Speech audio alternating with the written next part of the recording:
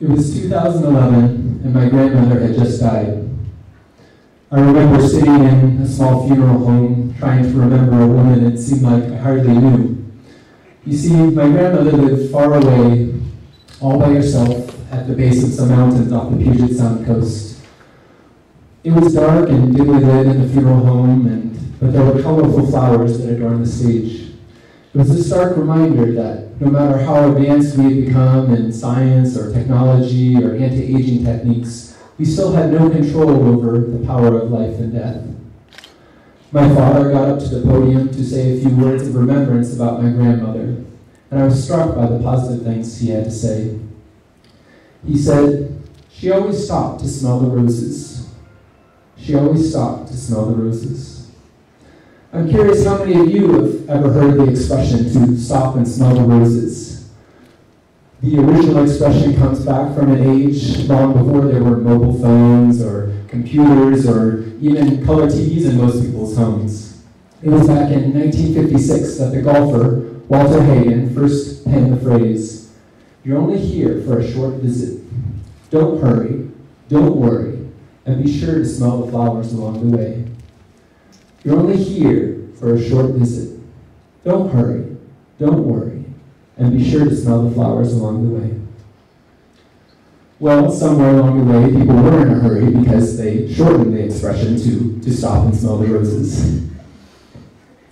With our busy lives and near constant communication as we rush around in high-speed transport and we're bombarded with texts and emails, and how many of us are still heeding Walter Hagen's advice? As society progresses and development ensues, seems like we move further and further away from nature and its protection. We now spend more time listening to ringtones than we do to the birds and insects outside our windows. We spend more time staring at screensavers than we do the actual natural images those screensavers project. We have triple pane windows and air conditioning units to maintain near constant temperature inside our homes as if we had just one season instead of 4. We do our best to shed all of nature and its elements outside and control our environments inside. But Kyrgyzstan still has the remedy many of us are longing for. With 94% of the country covered in mountains and more than 88 different mountain ranges, Kyrgyzstan still offers plenty of opportunities for those of us who long to stop and smell the roses. There are also world's largest wild walnut forests and more than 2,000 alpine lakes in Kyrgyzstan. Issyk being the most famous of those. So when I hop into a taxi here in Naryn, the people start asking me questions when they find out I'm an American living in Naryn. And of course the first question is, well, do you like it here in Kyrgyzstan? Do you like it in Naryn, Kyrgyzstan? And of course the answer is yes, I do. And the follow-up question is inevitably, well, why? What is there to like about Naryn, Kyrgyzstan? And I look up and point to the mountains and say, it's the mountains that draw me. I love the fact that I can head 5 minutes straight out my Lennon Street apartment door and straight up into the mountains with my wife and 2 kids, and we can leave behind all the pile of Chinese-made, plastic, noise-making, battery-operated toys that my son likes to play with, and away from the 3G, not 4G like Bishkek internet, and head up to the mountains to go explore some caves or pick up rocks. So what is it with all this fascination with reaching out and touching nature? For there are many of people in the developed world who are longing for just such an experience. People who feel claustrophobically surrounded by all of technology and modernity and just long for the Kyrgyz life of shepherds up in the Jailos. They feel totally surrounded by their busy lives and just desire for something more. So for people like this, I give them the opportunity. I started a tourism business. I take them out to places like Songkul or Kolsu, where there is no internet signal or even cell phone signal for that matter. It's there that they get the opportunity to not only climb those mountains, but they can go up to places and breathe in the fresh mountain air and ride horses or milk a cow for the first time. Sometimes they get the opportunity to try Kyrgyz national dishes like besh barmak or hummus. They can stare up at the starry night skies and swim in those alpine lakes, and occasionally pick some flowers. So what is it with all this fascination with reaching out and touching nature? I want to venture to say that it is the appeal of the loss of control. That deep down inside of us, that loss of control is what our souls are drastically seeking. We set schedules to control our days. We have alarm clocks to control our sleeping. We control what our children read and what they watch. We have pills to control pain.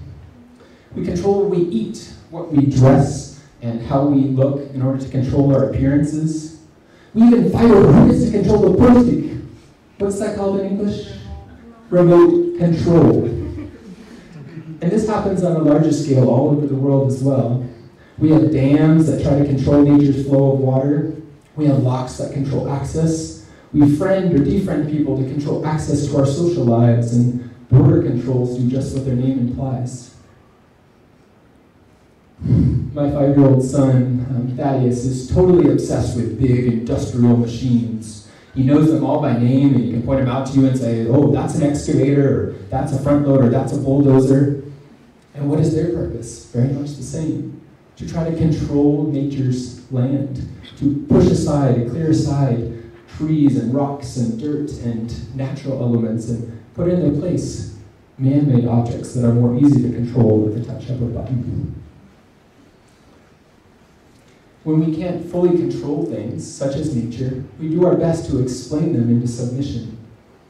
Things like weather forecasters try to predict the weather months in advance. Psychiatrists delve into emotional issues trying to understand our brains.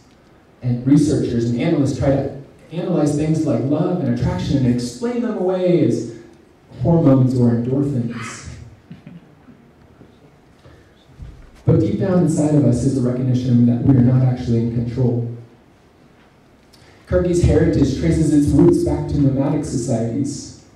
As people journeyed down the ancient Silk Roads, they had a much greater understanding that man is not in control. Things like avalanches and rock slides, mudslides could potentially delay caravan travel for weeks or months, not just a period of a few hours or days, such as happened on the Naran-Bishkek road this winter with the avalanche. Severe storms, thunderstorms, snowstorms could be potentially life-threatening to the animals and to themselves, not just spoil their afternoon of fun. As we grow closer to nature, we have a lot to learn from these ancient cultures. I remember with fondness back when I was an English teacher, teaching English in Ukraine to students. There was a little boy named Oleg, and Oleg would come to school each day, and his parents would drop him off, or he would walk to school. But instead of actually going into the school building, he would just climb a tree and sit in the schoolyard. As the semester wore on and all of his peers were busy doing their homework or listening to the teachers, there was little Oleg almost always out in that same tree, just looking around at nature.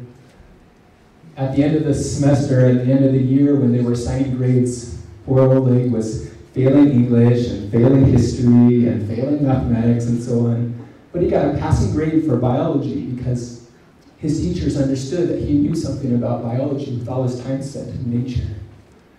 So just like us, little Oleg was learning about the freedom of nature's release away from the control of his teachers and textbooks. We too can learn something about ourselves and our desire for nature's release in our lives as we spend time in nature. Natural disasters can shake us into just such a reality. Things like tornadoes and hurricanes and even earthquakes such as we experienced all the way up here in Naran recently. These are wake-up calls to remind us that man is not actually in control. It was back in 2004, do you remember the Indian Ocean earthquake and tsunami that killed people in 14 different countries? It actually shook our entire planet. These are reminders that man is not actually in control and there is something bigger than ourselves.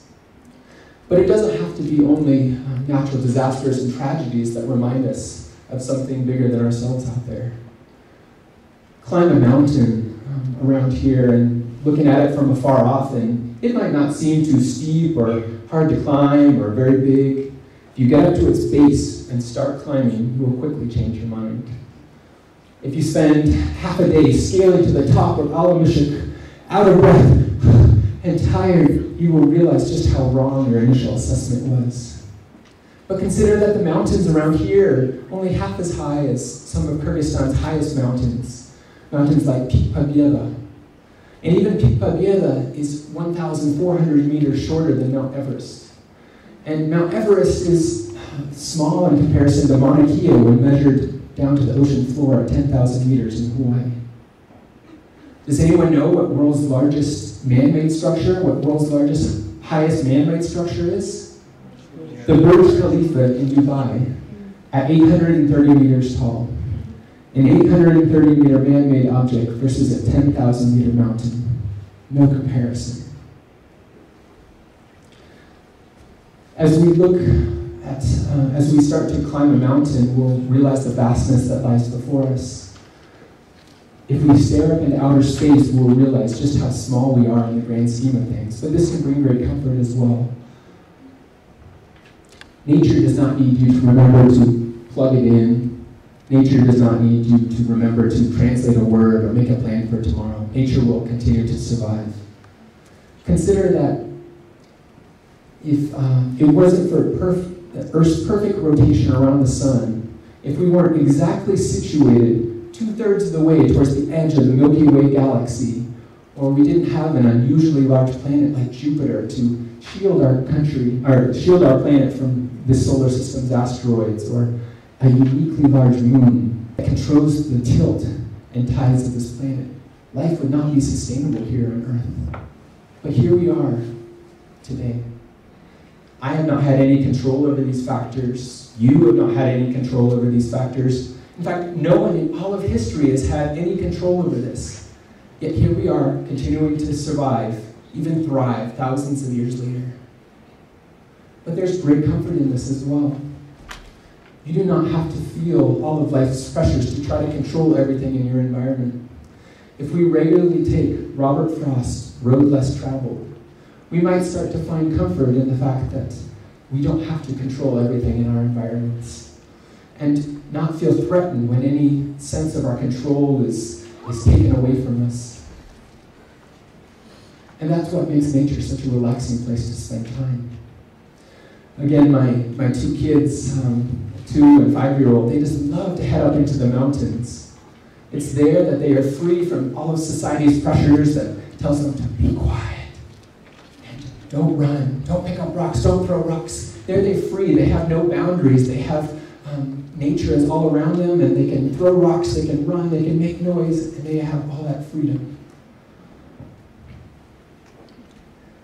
So, if we start to understand that in nature we have that freedom, we do not have to control everything in our environments, or control what we eat, or how much we weigh, or when we last bathed.